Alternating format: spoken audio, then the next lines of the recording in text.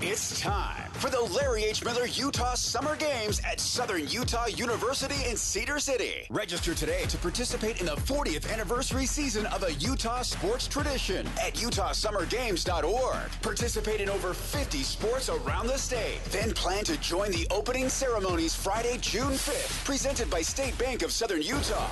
Register today to participate in the 40th anniversary season of the Larry H. Miller Utah Summer Games. Accessing. When TV and radio collide. Love it. Wow. This is what you get. You're listening to JJ and Alex. Don't touch that dial. On 97.5, the KSL Sports Zone. All right, everybody, welcome on to the program. JJ and Alex, 97.5, the KSL Sports Zone. Thanks for listening to the show today, as always. Joining us in one moment is our Utah Utes insider, Steve Bartle, going to give us some insights on how progress has gone up on the hill for the Utes and their spring practices. I want to read off for him the quote-unquote bold prediction, and we'll have a discussion on what the offensive identity of the Kevin McGivern era at Utah is going to be like. So we'll get Steve's thoughts on that, but we first kick things off officially with the sounder to start the hour, so let's do it. Boom! Covering the Utes better than anyone else. This is Ute Insider Steve Bartle of KSLSports.com on 97.5, the KSL Sports Zone. Trajan Wealth brings you this portion of the program, TRAJAN Wealth.com, for all your trusted local needs in retirement. Go to TrajanWealth.com. There you go. So, we were just having this discussion. First of all, Steve Bartle, you heard your own intro, so you need no introduction, but we always still keep introducing you. So, thanks for joining us, man. We love the dramatics. I know.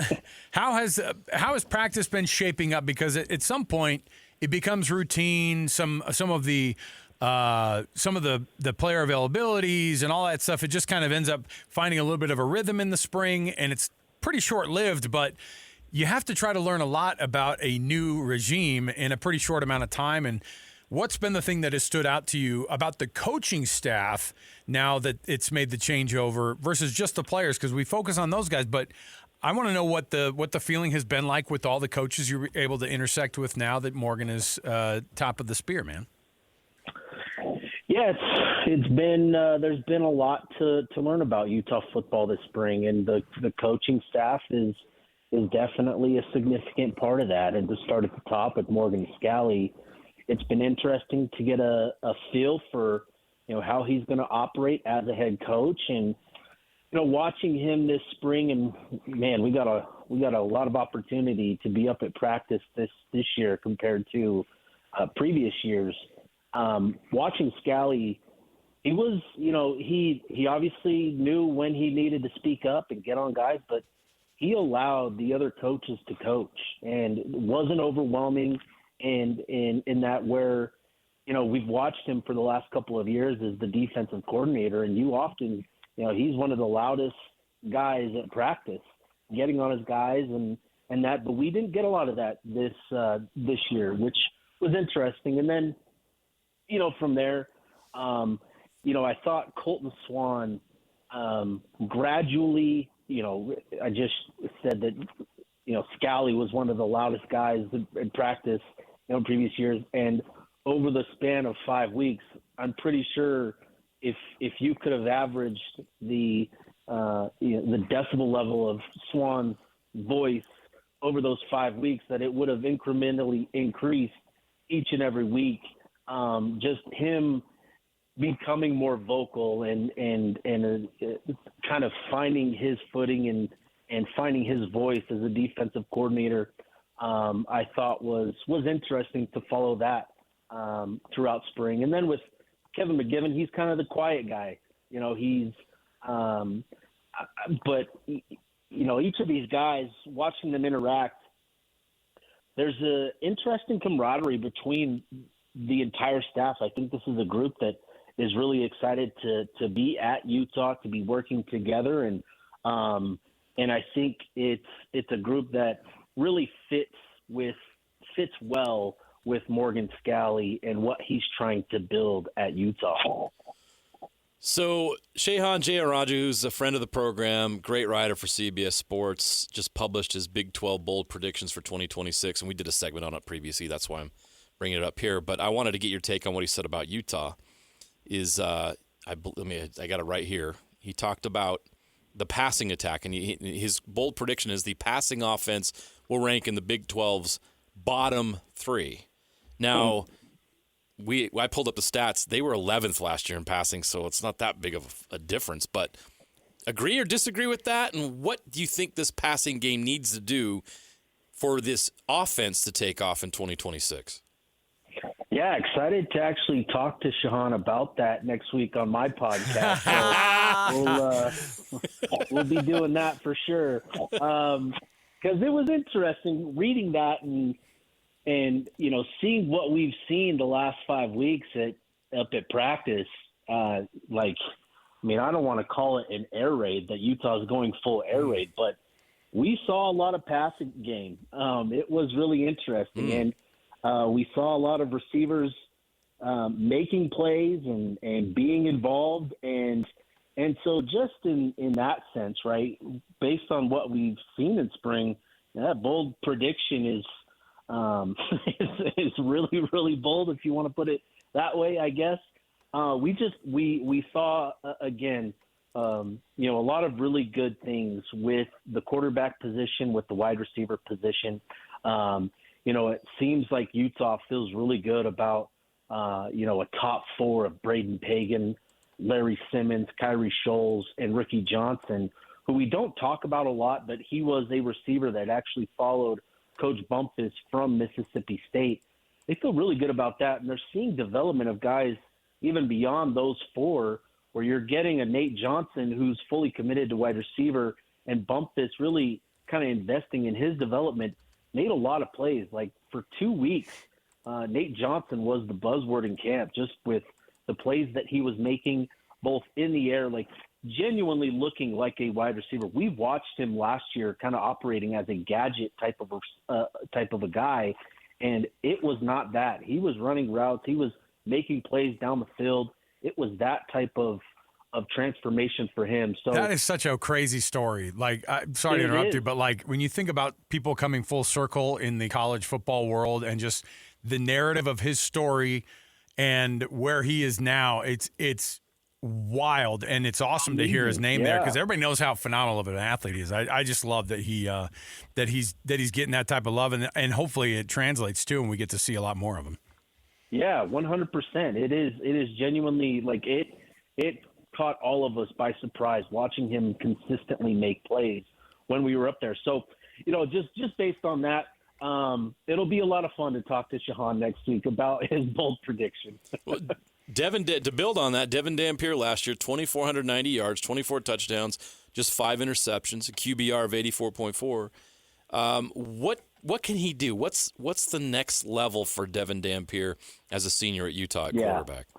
Yeah, good question, JJ. Obviously, Dev proved that he can produce in the Big 12, right? And you look at the numbers, his interception to touchdown ratio improved immensely from the previous year, and that was a big talking point last year. But this season, it's about the little details. It's about the not just making plays, but it's how you get to making those plays. It's the process in which you get there that I think Utah is tweaking and really trying to develop with Dev, where he's becoming more of a complete quarterback. And I think a big thing with Dampier, when you're talking about him as a passer last season, obviously at his size, there's certain limitations. He doesn't have the advantage that quarterbacks at 6'2" and 6'3" have, where they can see deep down the field. But I think with even beyond that, Dev, keep in mind that he was battling through,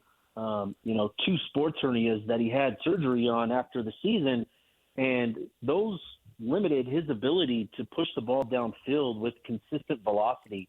And so I think that's been something that we've seen in spring ball, where it does look better coming off of his hand when he makes those deep throws. And I think that's an area, when you're talking about just pure production, where Dev definitely needs to improve on those throws of 20-plus yards, But in terms of just how he's operating as a quarterback, it's going to be a lot more on his plate this season. He's going to need to be much more cerebral in how he approaches the game, and a lot of that, what we gained from talking to Coach McGivern and Coach Ryan Gunderson, who's the quarterback assistant.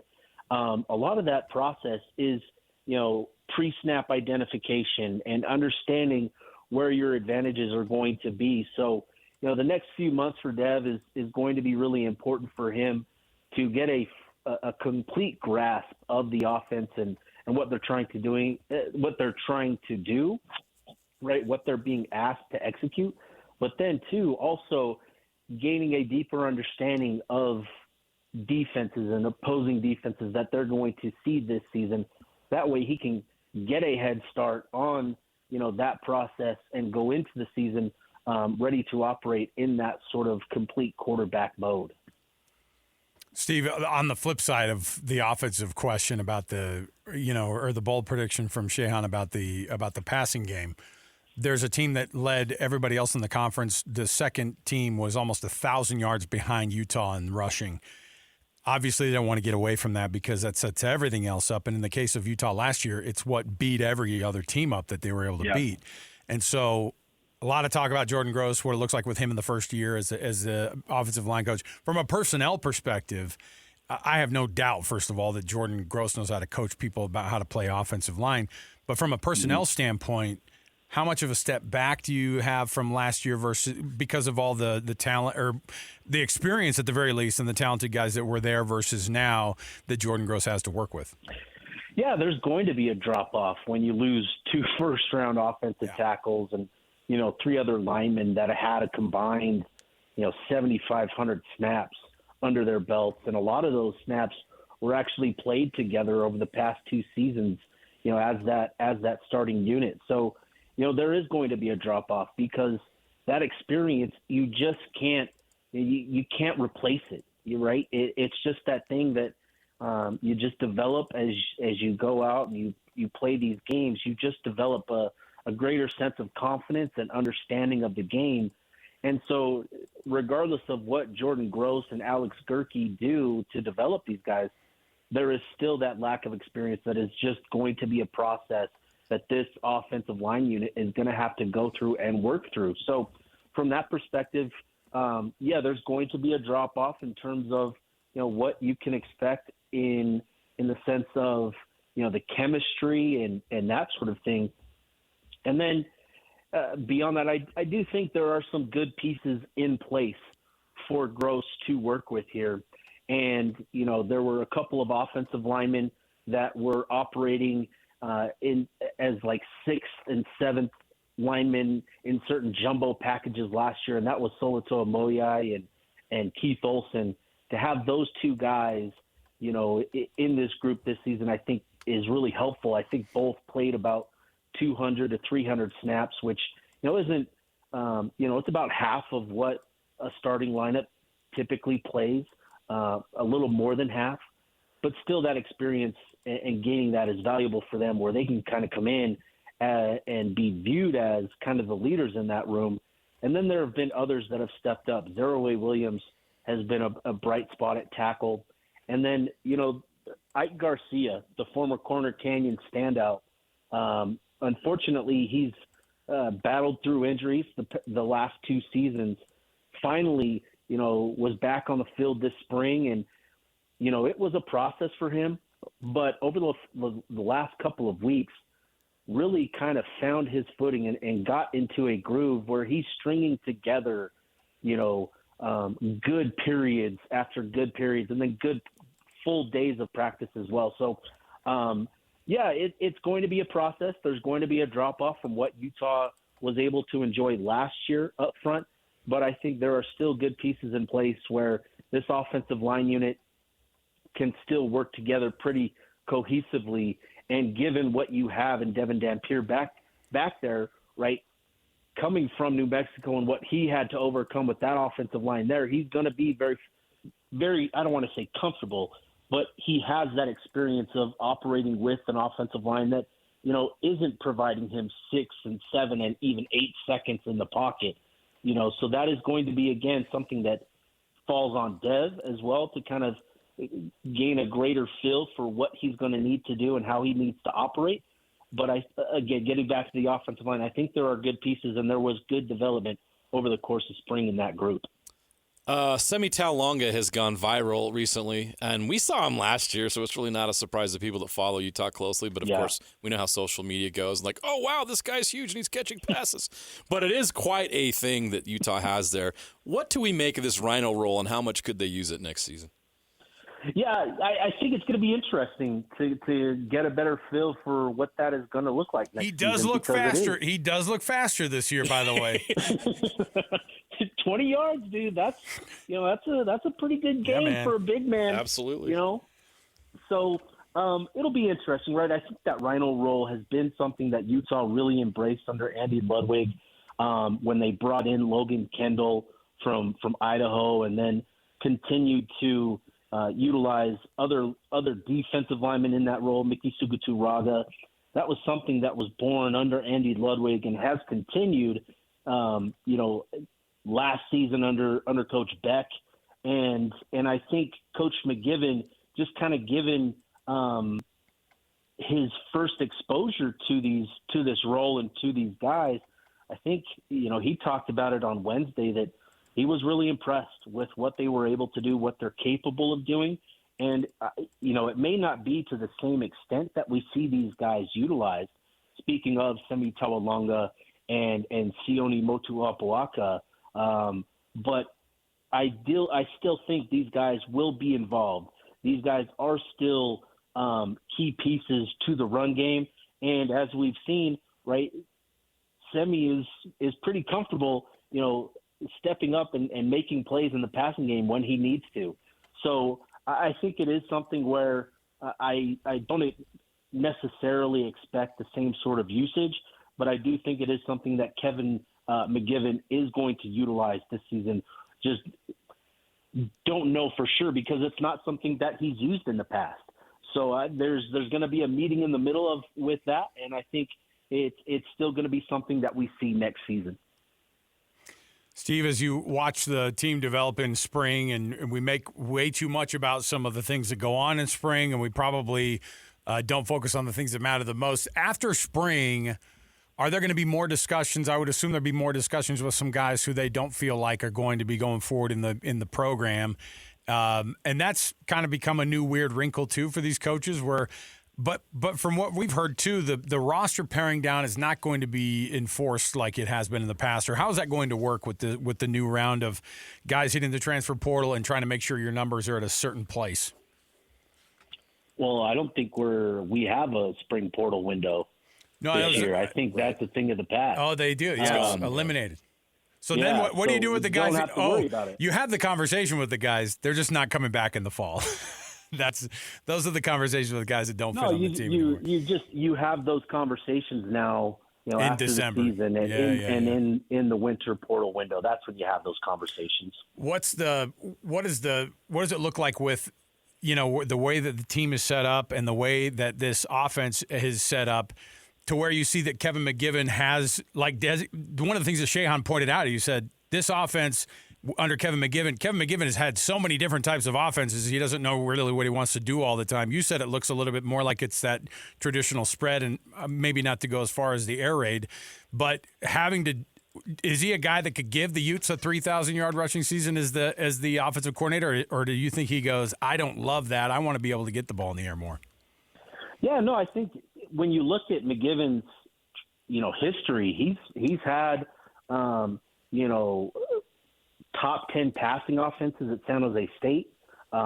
He's also had, I can't remember exactly where, but there was a rushing attack one of those years at San Jose State that was among the best in the country as well. So he's talked about it and adapting to your personnel. And I think there is, a good marriage between what McGiven brings to the table with, the passing game, but then, too, what Utah is bringing to the table with the offensive line and the guys that have been in that room and are expected to step up the running backs you have in Wayshawn Parker and Daniel Bray, and we just talked about that Rhino role and how important that is for the running game as well.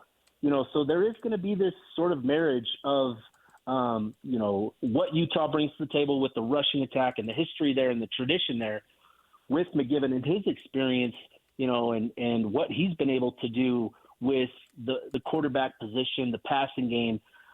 So I think there is going to be, quite a bit of both where we see these spread formations, we see these jumbo packages still, and just kind of finding that balance. And that's something that I think is going to be really important.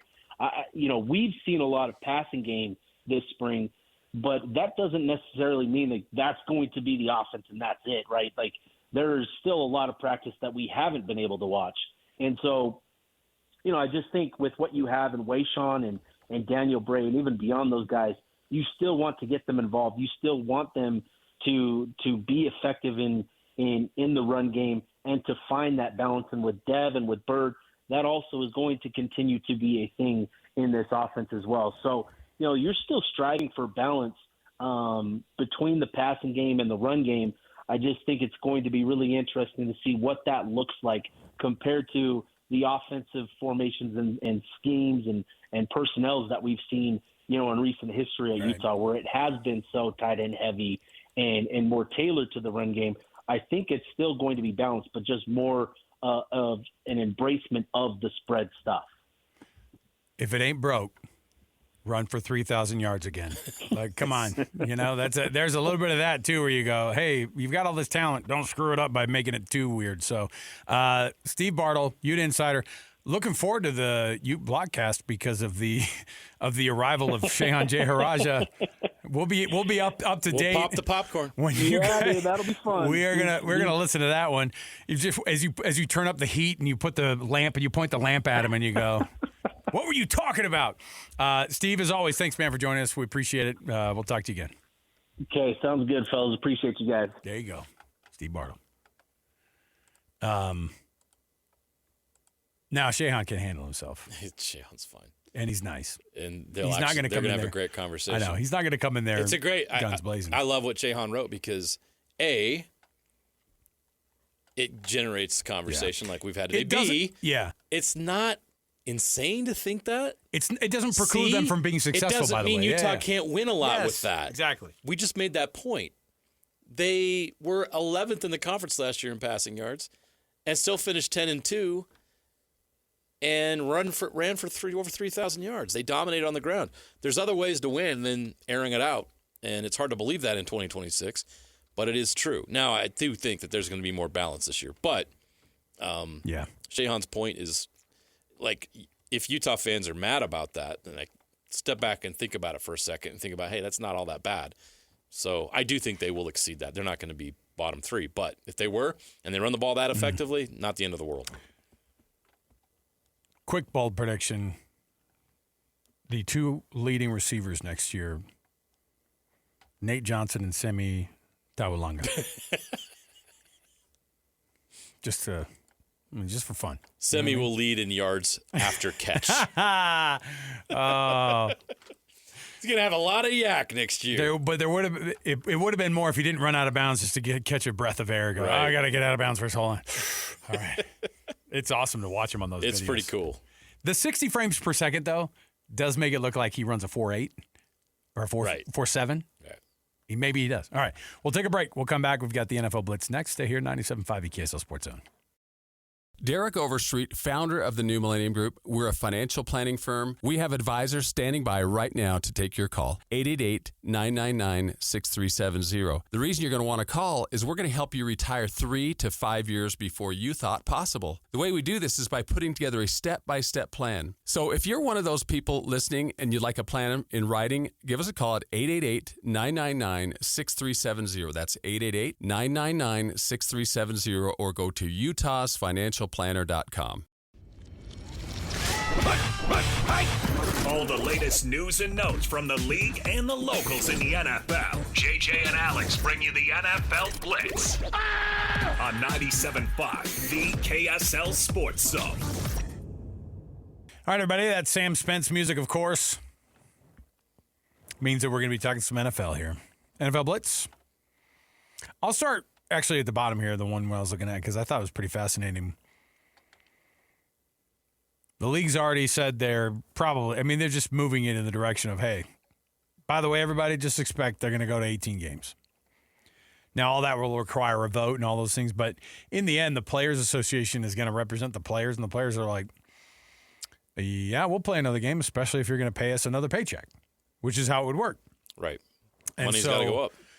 You're going to keep seeing that salary cap floor and ceiling rise, and you're going to be seeing a lot of teams spending a lot of money, and you're going to be seeing these players playing 18 games pretty soon. Joe Flacco, who, if you thought to yourself, oh, is he the new president of the Players Association? No, he's still playing the league. Old man Flacco. Oh, yeah, that's a good guy. He played not that long ago. Still in the league. Who was it they signed him to? Was it the Bengals? Yeah, he's with the Bengals. That's awesome. It is. Because no one wants him to be in because they want Joe Burrow to be healthy and playing. But if he does come in, he'll be a freaking hero. And knowing Joe Burrow's history, Joe Flacco will play downs next year. And you know what's going to happen? I don't know what his contract is. I can't imagine it's less than $10 million, though, for the year. Somebody get on that. Look and see what Flacco is going to make in this one-year deal that they just made. No, but what he had said was, what are we doing here? Now, he himself has played 209 games in his career, got a Super Bowl ring to prove his worth, and 18 NFL seasons later, he wonders why we're going to the 18-game season and where it will stop. You've got to stop at some point. That's a quote from Flacco. What happens when we go to 18? Are they going to want 20? Are they going to want 22? We used to play 14 games before I was born. At some point, it has to stop. I do wonder what that looks like. There's no version of, but now we cap it and we can't go further than that because of X, Y, and Z. I know it sounds crazy for him to go, what are they going to do next, 20? And we go, that's absurd. Except for we've gone up 2 games in the last 5 years. Right. And It's all pretty recent. And so I wonder the same thing if they're going to go to 20 or if they're going to go to 22 or how that works in the future. If it makes them money, they'll do it. 22 games on TV, by the way, is another 28% on the bottom line compared to what they were getting with the 18 games. I will say this, though. The more games you have, the less is on the line in each game. The thing about the NFL that stands out so much is every game is an event. Every Thursday night game, every Sunday game, every Monday night game is an event. If you start having too many of those events, they stop becoming events and they're just games, which is one of the problems you have with a regular season in the NBA, the NHL, and Major League Baseball. It's what sets the NFL apart. It's what sets college football apart, to be quite honest. Why is college football so much more popular than college basketball?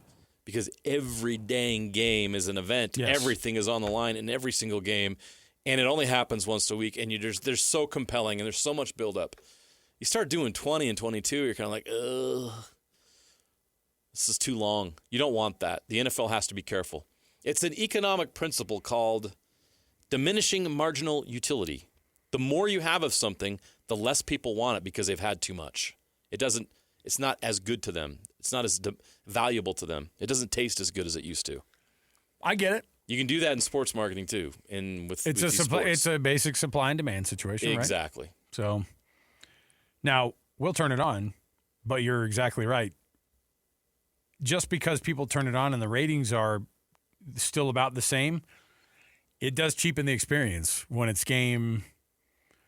When it's game, 16 in the season, then you go. Do I want to watch Jets Bengals in game number 19 when they're both been eliminated from the playoffs? It's a great question. And then they have 3 more games left, and you're like, oh. Oh, this is the Monday Night Football game this week? Come on, Hey, NFL. but you know what that'll do? You don't want that. Tune in the rest of the week. Thanks for tuning in to Sunday Night Football here on Football Night America on NBC. Join us for our Monday, Tuesday, and Wednesday Night Football. It's just all coming up. It's coming. Every day of the week, we got you covered. The Mac is like, why did you do this? Tuesday was our night. Oh, Tuesday was our night for Maction, and you took it from us. Hey, you know it's a lot of money? How about $50 million a year for Will Anderson? for the Houston Texans. Congratulations. I mean, I tell you. Go back to 1974 and get in front of the fearsome foursome and go, hey, if you guys were born 48 years later. How much did the Purple People Eaters make? What I'm saying. Did they get paid? I don't even know if they did. They were like, they got a pack of cigarettes and a donut on the way out the door. Like, these guys, a phenomenal defensive end in the 2026 era, the now highest paid player that is not a quarterback in the NFL. Dang. Is an edge rusher, which we knew was going to be a thing. And he's good. And Will Anderson is something to watch. He's something to watch. I mean, you knew when he was at Alabama, you're like, he's a freak. This is crazy. Yep. 3 years, $150 million. You're my guaranteed money man, JJ. What was the guaranteed amount on this? I bet it's pretty close. I bet it's like 120. It's probably something along those lines. Let me get that for you real quick, but because it's 3 years, 150. What's crazy about 134 guaranteed. Wow. 134, almost the entire contract, which is starting to become a thing that the top players are getting. Because that always used to be the problem in the NFL. They'd sign these big contracts like, well, you're never getting all that money. Yeah. We're getting to the point now where they're coming pretty close to getting guaranteed money on these big deals. So the NFL is a tough business because, and that's why you don't see lengthy contracts, that often. A Patrick Mahomes 10-year, $500 million deal that looks like a freaking joke now, from like 8 years ago.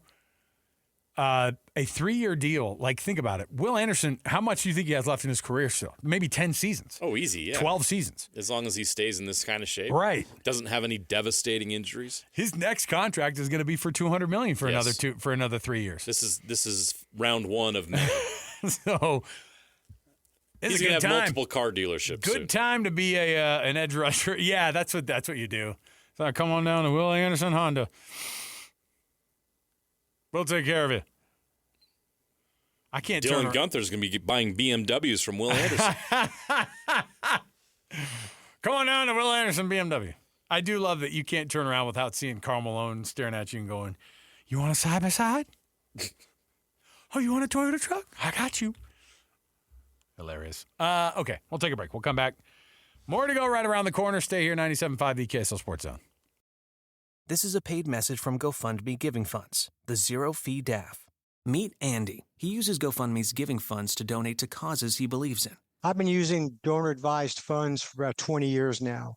I find them really convenient because I could sock away the money when it makes sense for me, and then I can distribute it when it makes sense for me.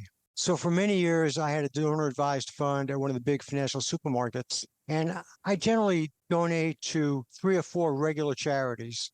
And the reason why I moved from that big financial supermarket to GoFundMe was because the GoFundMe fees were zero. So I used to pay a fee every year at the financial supermarket. I don't pay a fee at GoFundMe. And I like where they invest my money while it's waiting to be put to work. Already have a DAF? Transfer it over. We'll cover the DAF pay fees. Start your giving fund today at GoFundMe.com/giving. That's GoFundMe.com/giving. This message reflects one person's experience. Make game day yours. Tickets, food and drinks, stats, and streaming. Everything you need is in the Utah Mammoth app. Download today and make game night easy. Download on both Android and iPhone. Tusk Top. Wrapping up the hour with our picks for the best and worst moments on today's show. As JJ and Alex want to hear your best and worst of the day.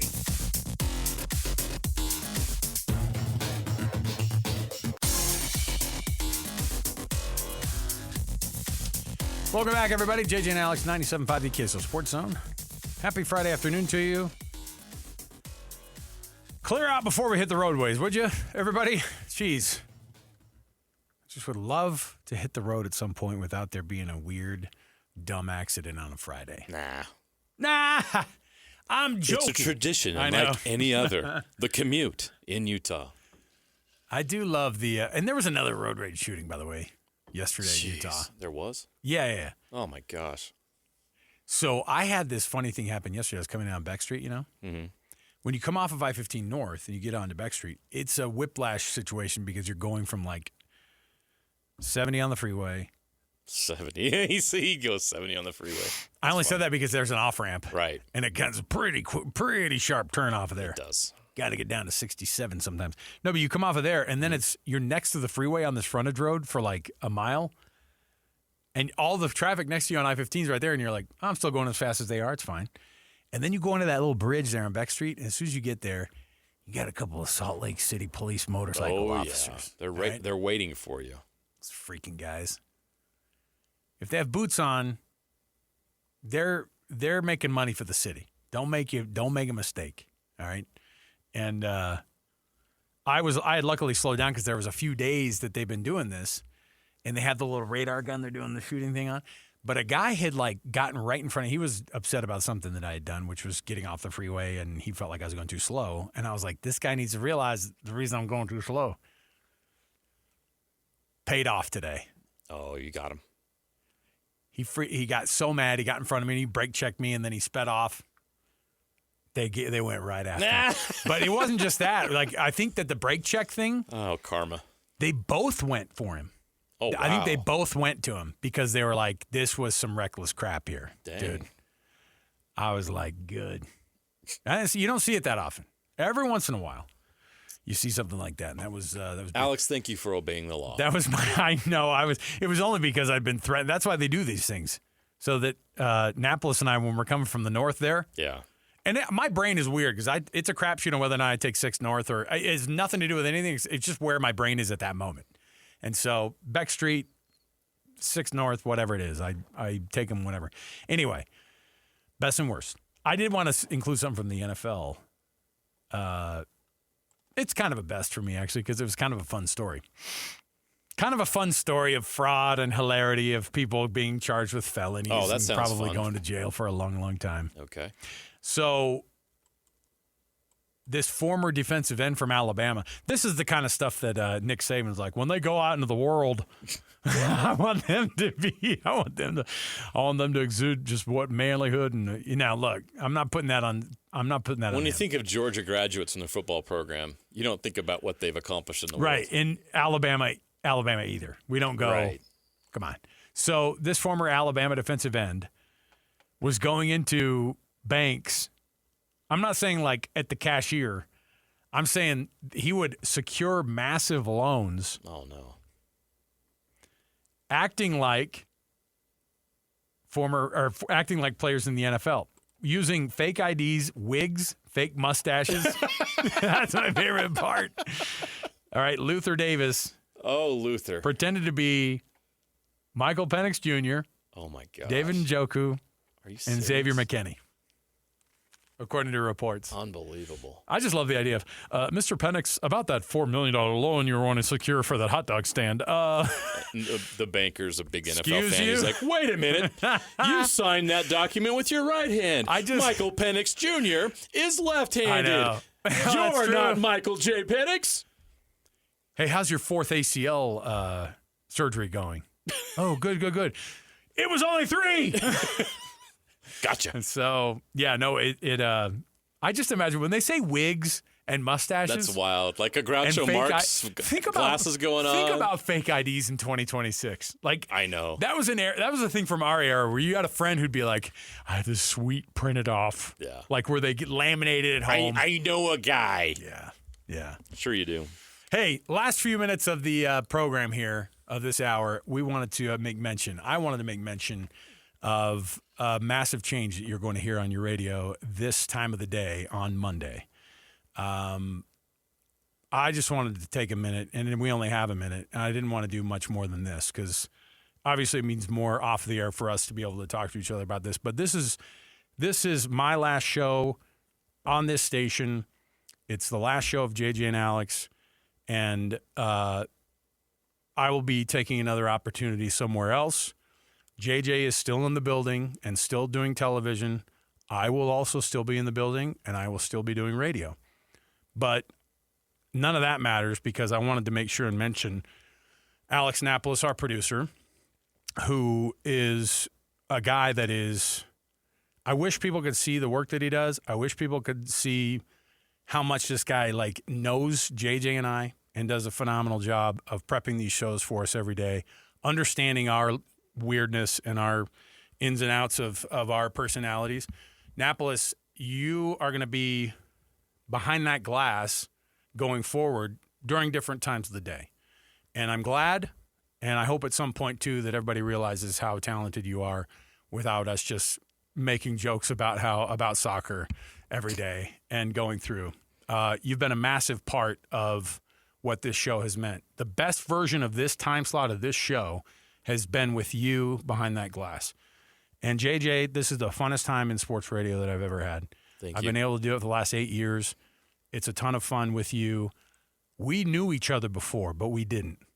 We walked past each other for, 16 years, giving like, hey, how you doing?